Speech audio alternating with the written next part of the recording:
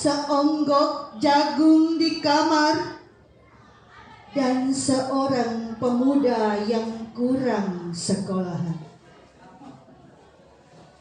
Memandang jagung itu, sang pemuda melihat ladang. Ia melihat petani. Ia melihat panen.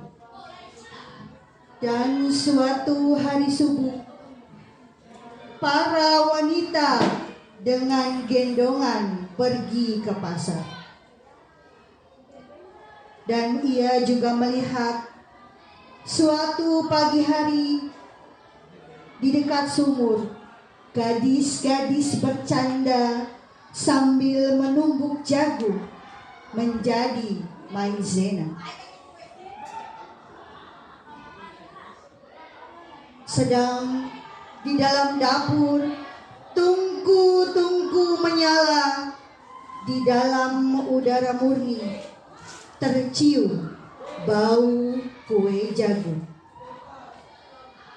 Seonggok jagung di kamar, dan seorang pemuda. Ia siap menggarap jagung. Tetapi ini seonggok jagung di kamar, dan seorang pemuda tamat SLA, tak ada uang, tak bisa menjadi mahasiswa, hanya ada seonggok jagung di kamarnya. Ia memandang jagung itu, dan ia melihat dirinya terlunta-lunta. Ia melihat dirinya ditendang dari diskotik. Ia melihat sepasang sepatu kenes di balik etalase. Ia melihat saingannya naik sepeda motor.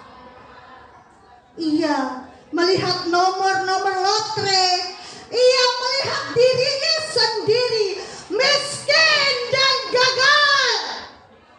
Seonggok jagung di kamar tidak menyangkut pada akal, tidak akan menolongnya.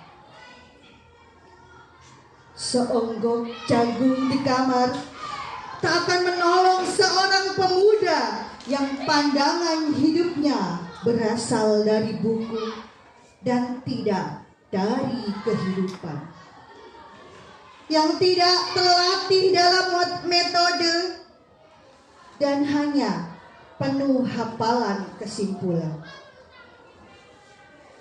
Aku bertanya, apakah gunanya pendidikan bila hanya akan membuat seorang menjadi asing di tengah kenyataan persoalannya?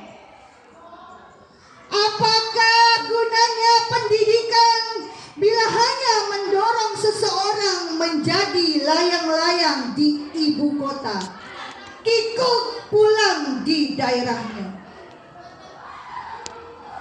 Apakah gunanya seseorang belajar filsafat, sastra, teknologi, ilmu kedokteran, atau apa saja, bila pada akhirnya ketika ia pulang ke daerahnya lalu berkata, di sini aku merasa asing dan sepi. Terima kasih.